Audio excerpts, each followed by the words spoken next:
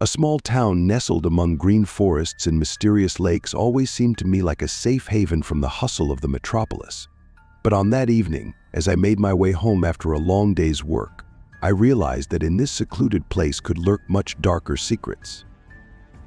The last rays of the setting sun had already dissolved into darkness as I walked along a familiar path leading through the woods to my house.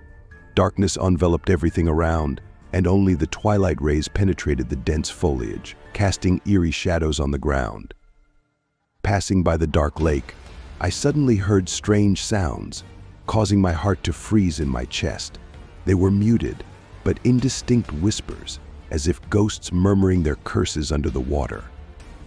My mind tried to find a logical explanation for this sound, but something about it was too abnormal, too incomprehensible. A force drew me to the lake, and I approached closer, trying to discern something in the dark water. Suddenly, the surface of the lake began to ripple, as if it had a life of its own. My breath became heavy as a shadow emerged from the water. What I saw made my blood run cold. It was a figure, contorted and distorted, as if it were something inhuman. Its skin was pale, as if dead, and its eyes gleamed in the darkness, emitting an ominous light. I stood frozen in place, unable to move or even scream. What was this creature? How did it come here? My thoughts were tangled, and I felt like it was reading my fears, piercing them with its cold eyes.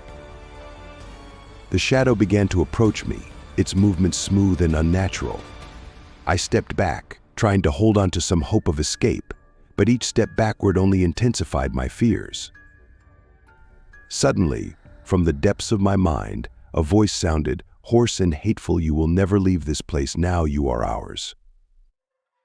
My legs refused to obey me, and I sank into a bottomless void. The world around me dissolved into darkness, and I realized that the lake concealed something much darker than I could have imagined. Since then, much time has passed, but the shadow of that night still haunts me in my nightmares. I have never returned to the lake, but its curse remains with me, reminding me that there are places where light does not penetrate and darkness creeps, devouring even the bravest souls.